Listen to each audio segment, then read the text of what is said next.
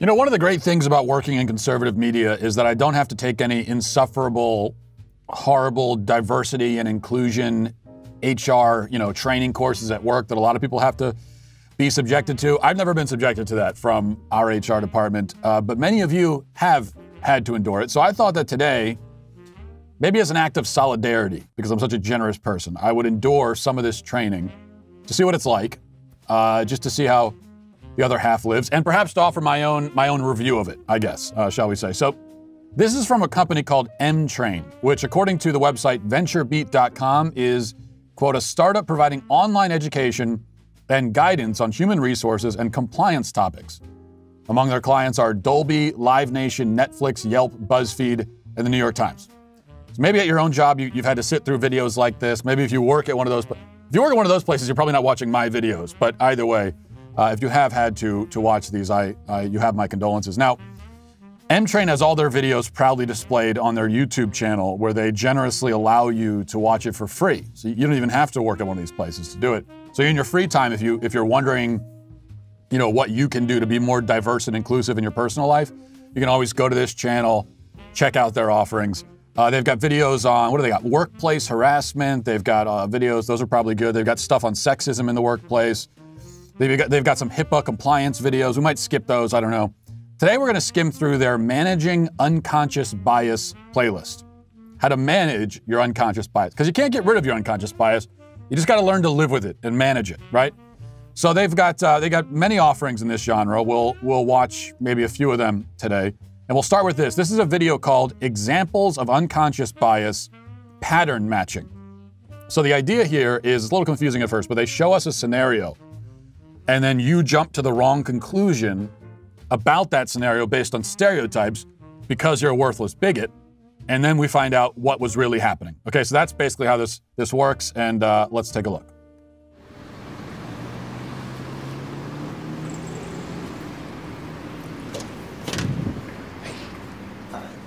Let's see.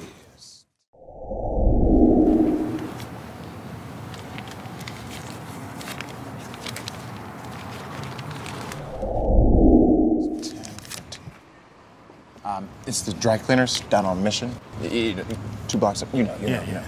I need the red shirt, and I'll see you later. All right.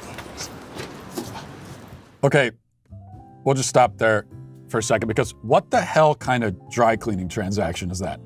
That's what I want to know. So I'm supposed to feel bad because I saw the two guys whispering in a corner and exchanging wads of cash on a street corner, and I didn't immediately assume it was a dry cleaning thing? You're going to blame me for that? That's my fault? No, I'm not unconsciously biased for not taking the dry cleaning possibility into consideration initially. That doesn't make me biased. I'm just a sane, rational person, and I have lived in the world. And I know that usually when two guys are on a street corner whispering and exchanging money, it's not because one of them wants their shirt ironed. But very often, sane rationality is confused with bias these days. And the thing is, it's also, this is one of my problems with it. It's dangerous to tell people not to make common sense assumptions in the world. We do have to make assumptions about people. And they're not always going to be flattering assumptions. Like if you're heading into a part of town where you're going for a jog or something, and you end up in a part of town where you see a lot of guys on street corners taking wads of cash from random people and then handing them unknown objects, which they discreetly tuck away in their pocket, it's probably safest to turn around and head in the other direction, rather than assuming that this is just a part of town where everybody really likes to have their pants properly pressed.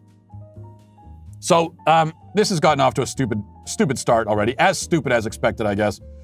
Let's try a new video. This one is called, Examples of Microaggressions in the Workplace. All right, so the famous microaggressions, we've all heard about them. Now we get to see an example of them. Let's watch this. My hair looks crazy. It looks like a mess. I don't believe it. Your hair always looks awesome. I mean, how do you do it? Do you twist it? Do you do it yourself? Yeah, I twist it myself. Oh. I mean, do you mind? Oh. Yeah, actually, I do mind. Oh, sorry. But I mean, if you're really curious about it, there are like tons of YouTube videos out now about natural hair, so maybe check that out. Okay, so that's a microaggression. I still don't know what a microaggression is. I just watched an example of it. I'm not even sure who committed the microaggression. There was a microaggression floating around there somewhere. I'm not sure who it's emanating from. Now, I agree that it's weird for someone to want to touch your hair. You know, I wouldn't want someone touching, I don't want someone touching any part of me in the workplace. And so, but haven't you just made it a hell of a lot more awkward by turning it into a big deal and then telling them to consult YouTube? So you're the one who's made this awkward. It was already a little bit awkward. You've just ramped the awkward up to level 10 now. Before it was like a 3 or 4. Now it's a 10 because of you. Someone says, hey, can I touch your hair? No, but there are YouTube videos for hair-touching freaks like yourself. Might want to check some of those out. See, it seems like the response is even weirder than the initial request. And at any rate, how does that count as a microaggression?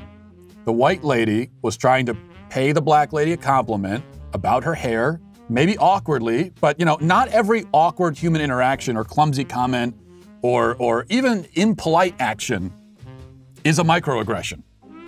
Sometimes it's just someone being awkward or impolite. It happens. It happens in the world. In fact, nothing that happens ever is a microaggression because that's a made-up category and it doesn't mean anything. There are more examples with this video, so let's keep going. How do people at work sit through this and just keep their mouth shut? I wouldn't be able to do it. I couldn't physically do it. Okay, another microaggression. Let's keep going.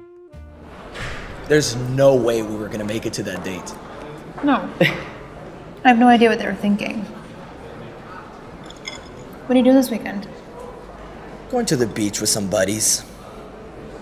Dude, sounds great. You've already got quite the tan. Where's your family from? Here. Yeah, but before here, where are they from? Still here.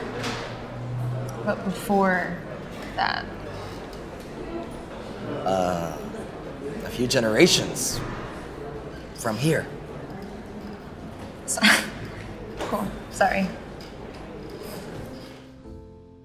Okay. So number one, the guy who we can assume, you know, it's not always clear where the microaggression is, but we can just assume that if it's a white and non-white person, the non-white person is supposed to be the victim of it. So we just assume that to begin. But he really is 100% the jerk in this situation. In so many ways. Number one, they're sitting down, you know, in a cafeteria or something, and he's on his phone the whole time. So that if there is a microaggression in existence, that's one. You're sitting with someone, there's only one other person at the table, they're trying to communicate with you, you dummy, put your phone down. But then also, he just made a completely normal, innocuous, inoffensive exchange into something aggressive and weird. There was nothing weird about what she said. Because you know what she means. She's saying, where are you from? Oh, well, I'm from here. They're also from here. You know what she means. Yeah, she's asking about your ethnicity. She is. That's what she's doing. So? What's wrong with that? Why can't we ask that question? Someone explain to me why we can't ask that. I mean, I notice that you are of a different ethnicity. I can physically see it. Am I not supposed to notice it? Or do you want to be invisible? Because then you're being otherized, aren't you? Then you're being excluded and marginalized if we don't notice. So I notice I can't say anything. I can't be interested. She's interested in you, dummy. Who knows? I mean, especially you're a man, as a woman, she's interested in you. Maybe put the phone down, have a conversation. There's not gonna be any second date, I can tell you that. Are you ashamed of your ethnicity? Like, you know, the other day, someone asked me, they said, they asked me, oh, you know, your last name's Walsh. Does that mean your family's from Ireland? I didn't say, how dare you? How dare you ask me that question? No, I smacked them over the head with a whiskey bottle and danced a jig because that's what Irish people do. That was my response. So we're supposed to celebrate diversity and embrace people of all races and all nations and all creeds, but we can never audibly acknowledge or ask questions about or be interested in those differences. Is that what we're saying? So this is not a microaggression. This is not a microaggression. This is just a plain old regular aggression by the guy towards the girl because he's the jerk. So let's look at one more. There's only so much I can stomach of this, but I got to check this one out because this one is titled Examples of Unconscious Racial Bias in the Workplace. So not just bias, but now we're getting particularly racial bias. And that doesn't sound good, racial bias in the workplace. We don't want any of that, so let's watch this and see what that looks like. I'm better than you in 2K. Bro, talk to Max. I've been playing for longer than you what's good? have been alive. What's bro. good? Play What's me good, bro? tonight. What's good? Play me tonight, bro. What's good? Play me tonight. What's good? No, but seriously, Monica. You made it. Of course. I wouldn't miss our victory lunch. We worked our butts off on that project. Right? Am I the first? Mm-hmm. Tim and Sonia just texted. They Okay, are I gotta. on their way. We haven't gotten to the climax of this scene yet, but I need to stop just as an aside and mention that the acting is very subpar in this skit. I mean, none of the acting has been great, but this is like a skit I might have seen on the morning announcements in high school. That's the level of acting that we're getting here. Have some pride in your unconscious bias skits, M-Train. That's what I'm trying to say. Hire some real actors. I'm having trouble getting invested in the storyline right now because they're basically, they're taking me out of the moment with their bad acting. So that's a problem, but we'll keep going. Texted, they are on their way. Great. I want to celebrate everyone's hard work on this project. You guys did such a good job. I really appreciate it. You bet. I'm just glad we made it. Can I get you something to drink? Oh, just water for now. But you might want to tell your manager about those guys out front. Kind of intimidating. Maybe have the police move them along or something. Sure, I'll talk to my manager. Great. What are you doing? What? Call the police? Over those kids outside?